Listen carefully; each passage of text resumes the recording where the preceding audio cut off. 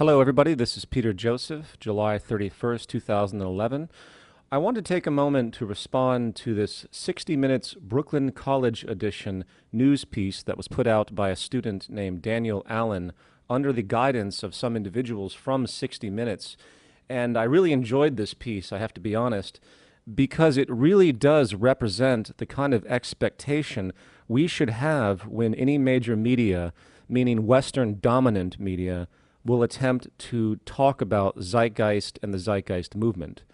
The very first thing to point out is the explicit non-separation of the zeitgeist film series from the zeitgeist movement itself. And the fun thing is that the author of the work actually knows the difference, but chose to take the more commercial route, meaning the more mainstream avenue, which utilizes sensationalism to capture its audience. Let's remember that 60 Minutes, Fox News, these are entertainment venues. And they also have an agenda to push with a very fundamental association to society, traditional culture. And as this piece went on, I was amazed how it contradicted itself in a certain strategy, so it would enable itself to take both my movie and analyze it, and also the movement and analyze it, while unfortunately still meshing the two together, confusing the audience most thoroughly. I also wanted to take this opportunity to quickly address a lot of the common assumptions of this work, which I usually don't have time to address because of how minor they really are in my mind. But because the issue of religion, because the issue of the Jared Loughner incident and other things keep arising, usually with those that have an axe to grind, you can rest assured that those controversial notions will be hit against us in the mainstream if they ever choose to pay attention to us. So I'm going to take this opportunity to also quickly address those issues as well. Let's begin. Zeitgeist. It's a word you may have heard before. Its origins are German, and if you've ever used it in a sentence, you know it refers to the spirit of the age. What you may not know is that it's also the name of a worldwide social movement, spawned from a trilogy of documentary films released on the internet. The goal of the movement is to live in a world without money, and to use technology to provide for basic human needs. While their membership is explicitly nonviolent, some of their ideas in their movies might make you uncomfortable. The initial introduction was perfectly acceptable overall, but then he immediately jumps into the fallacy of my film association to their movies, meaning that these films represent the zeitgeist movement, not acknowledging that the two films of the current three existed before the movement was ever in operation. One claims that Jesus never really existed and that 9/11 was an inside job. While they admit they don't have all the answers, they're always trying to spread the word, to see if they can seduce you into becoming a member of the zeitgeist movement. And we're off with a completely erroneous definition of what the zeitgeist movement represents, which has nothing to do with religion and nothing to do with 9/11.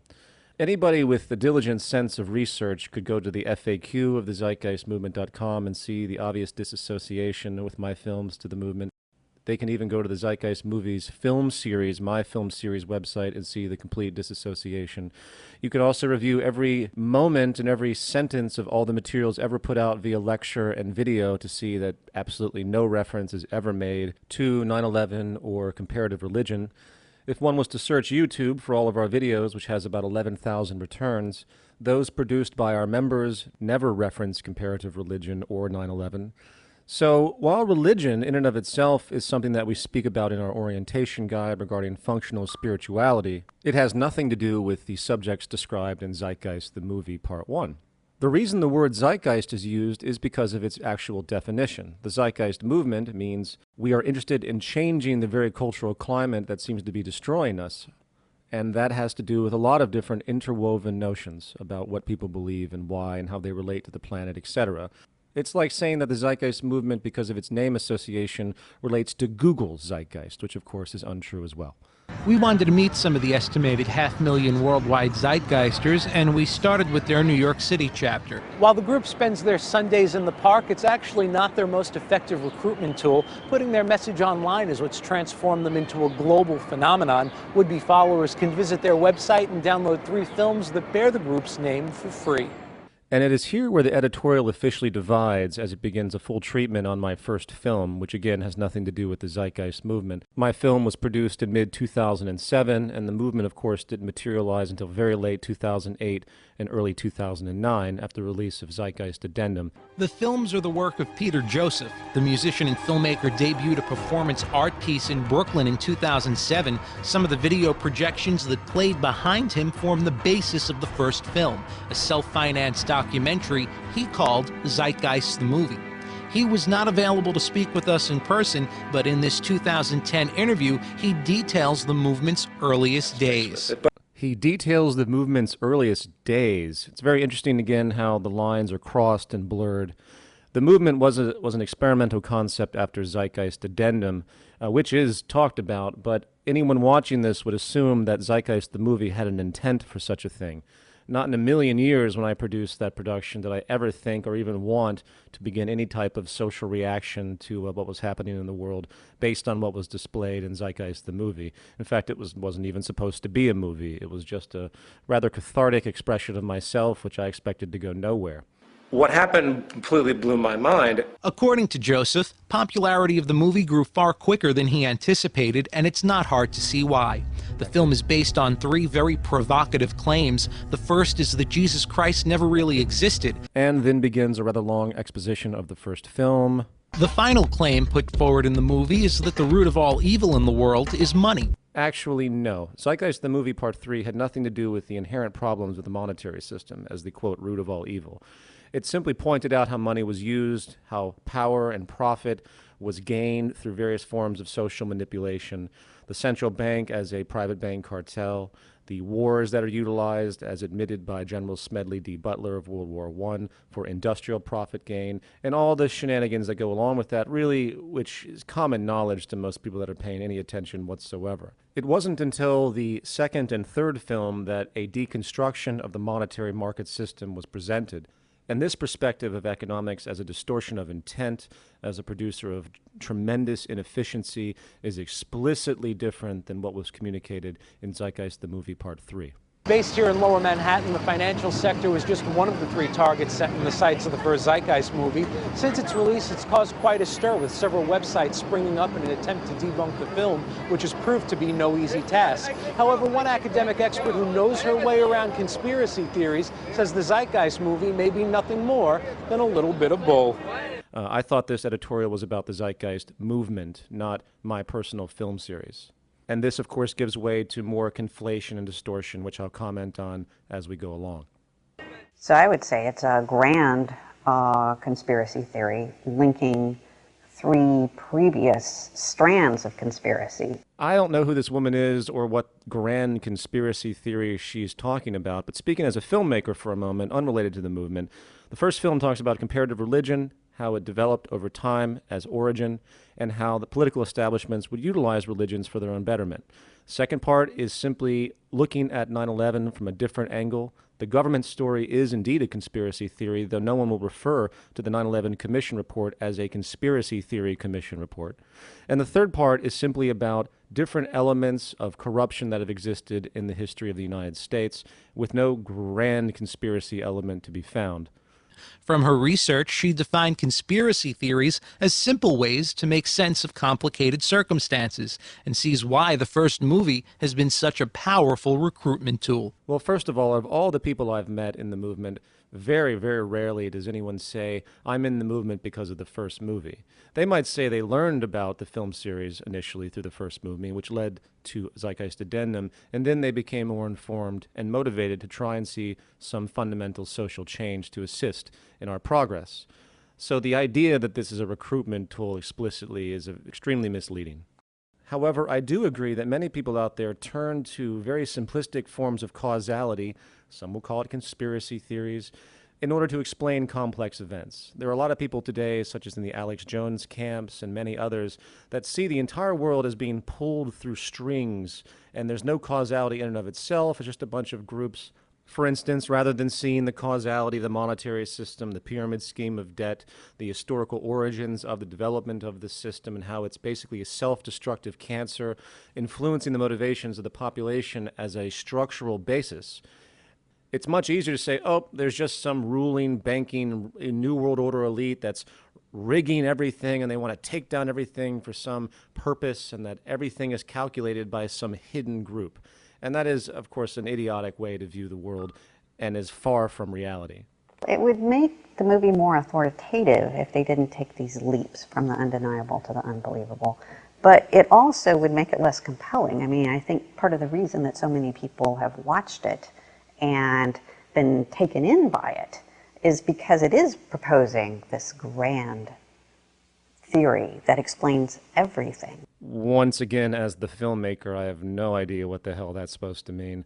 I suppose some could look at the entire film series, which I doubt she's even seen, and could say that, well, since we focus on money as a root of many social problems, that's the root of everything, and that's actually not what we're saying. We're just analyzing what the most important problem is and trying to find a resolution for it. As far as the film itself, which she derails, there is a 220-page companion guide with thousands of sources that goes into extreme detail that has been unrefuted on the internet with all the people that claim to have debunked this movie. It is quite possibly the most sourced film in history. And with all due respect, I don't have time to engage the naysayers anymore because it's so exhausting and there's so many of them, and the religious right or these super jingoistic patriots. But if I had the opportunity, I could debate anybody into a fetal position on these issues. I'm that confident in the integrity of Zeitgeist, the movie. The group has chapters in all 50 states and 49 countries around the world. Their message has taken root in countries as far away as Macedonia and Mongolia. We've been told that there are upwards of 500,000 people possibly following the movement, talking about upwards of millions of hits online on the movie. Historically, where does that fit in terms of the size of other movements? Well, if that's true, then it is definitely the largest movement in history. I'm not sure, though, that it's true. I don't know if you can really measure the numbers of adherents to this kind of movement. What movement are you referring to, lady?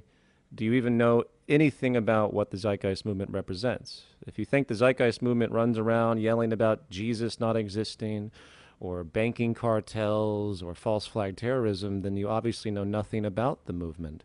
So this whole little biased kind of questioning is displaced because it's utterly ignorant. And it's very sad to see this even included in this report. Despite the first movie's online success, the movement's members were quick to divorce themselves and the rest of the movement from the very film that started it all. Well, to be clear, the first film has nothing to do whatsoever with the Zeitgeist movement. It was a production by the creator Peter Joseph to express his point of view on specific topics. You know, it's obvious this interview took place before this production was created. So why did the author choose to spend so much time on the first film and its controversy? So coming back to my original point, the sensationalism associated with this type of thing always creates a distortion because he really wants to speak about the first film knowing how famous it is and then conflate it with the movement. And of course, there's the reality that most of the major press that the movement has received has never made these conflations. The Huffington Post and New York Times reviews of Z-Day, our annual event to promote the Zeitgeist movement and its ideas.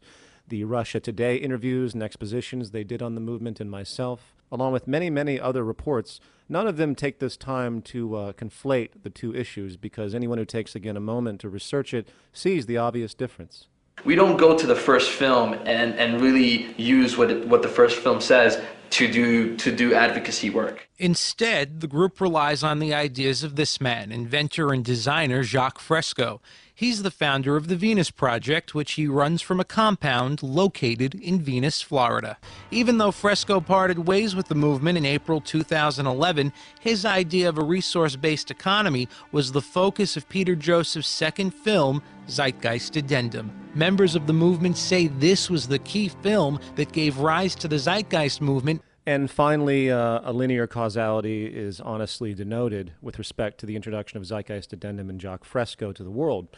The Venus Project proposes that technocrats using supercomputers, not politicians or religious leaders, would be in charge of controlling resources. Whoa, whoa, whoa. I'm not quite sure where to begin correcting that statement on behalf of the Venus Project. Obviously, supercomputers sounds very science fiction.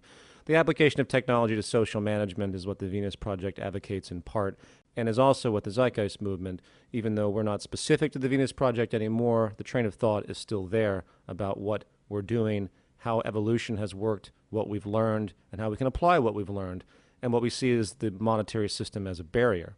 Also, the term technocrats has a very limited historical definition because of the organization technocracy, which isn't exactly the same, and this poses another layer of confusion.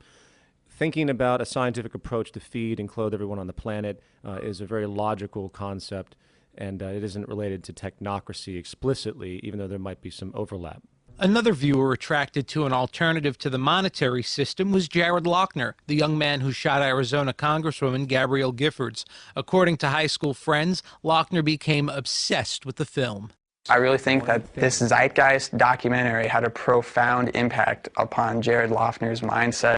The first thing to point out is that this individual being questioned is admitted to have not seen Jared in 2 years prior. Eventually, Jared's bizarre behavior drove Osler away.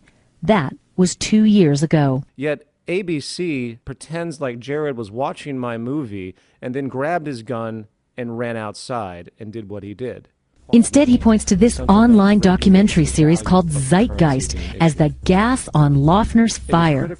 Now, given the admitted time lapse here, Zeitgeist Addendum, which actually introduced the concept of an alternative to the monetary system, didn't occur until its premiere in October of 2008, with the movement not taking hold until many months later in early 2009. So this conflation with the entire film series and eventually the movement is erroneous, making this statement false. Another viewer attracted to an alternative to the monetary system was Jared Lochner.